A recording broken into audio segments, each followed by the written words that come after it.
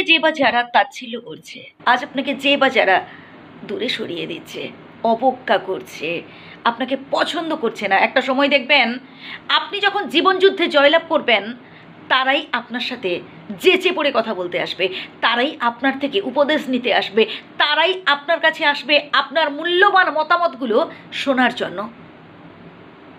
এখন হয়তো আপনাকে পাত্তা দিচ্ছে না, একটু সহ্য করুন, একটু অপেক্ষা করুন, একটু ধৈর্য ধরুন আর মন দিয়ে কাজ করে যান।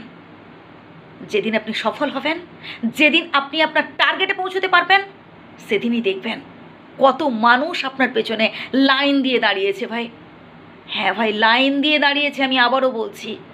তাই আজকের এই অপমান, আজকের এই অবহেলা প্লিজ একটু সহ্য করে নিন, একটু সহ্য করে নিন। এই স্ট্রাগলিং লাইফটা না খুব কষ্টকর। বেশি কষ্ট হয় কখন বলুন তো? নিজের তো কষ্ট হচ্ছে, এই লড়াই বলুন, এই জীবনযুদ্ধ অনেক কষ্ট করে সামনের দিকে এগোতে হয়।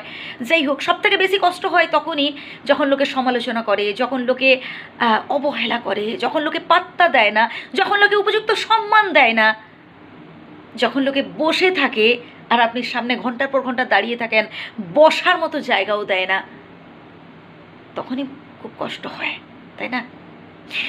একটু সহ্য করুন। এই পৃথিবীতে টিকে থাকতে গেলে সহ্য ক্ষমতা আপনার অবশ্যই দরকার। আপনার মধ্যে যত বেশি সহ্য ক্ষমতা থাকবে, আপনার মধ্যে যত বেশি ধৈর্য ক্ষমতা থাকবে, ততই আপনি বেশি দৃঢ় হবেন, ততই আপনি বেশি স্ট্রং হবেন, বুঝলেন? তাই অল্পে একদম ভেঙে পড়বেন না। কেউ যদি আপনাকে অপমান করে, কেউ যদি আপনাকে নিন্দা করে, কেউ যদি আপনাকে কটু কথা বলে, উল্টোপাল্টা কমেন্ট করে, সহ্য করুন, আপনি ভেঙে পড়বেন না ভাই। স্ট্রং থাকুন, আবারও বলছি, মন থেকে স্ট্রং থাকুন, শক্তিশালী হন। আপনার মধ্যে যে আমিত্বটা রয়েছে, আপনার মধ্যে যে আমি রয়েছে, সেটাকে দৃঢ় ধরে রাখার চেষ্টা করুন। কোনো পরিস্থিতিতে যেন সেটাকে না নমনীয় করে তোলেন। আপনার কাছে আমির গুরুত্ব রয়েছে এবং যথেষ্ট, সেটা ভ্যালুয়েবল, যথেষ্টই গুরুত্বপূর্ণ। হ্যাঁ, হতে পারে সময় খারাপ চলছে, হতে পারে আত্মীয় স্বজন বন্ধু বান্ধব আপনাকে কেউ পাত্তা দিচ্ছে না, কেউ আপনাকে জিজ্ঞেসই করছে না, আপনার পরিস্থিতি সম্বন্ধে তারা জানে, তা সত্ত্বেও আপনার সাথে কেউ মিশছে না। তবুও আপনার মুখে হাসি ধরে রাখতে হবে, তবু আপনাকে কষ্ট করতে হবে এবং সামনের দিকে এগিয়ে যেতে হবে।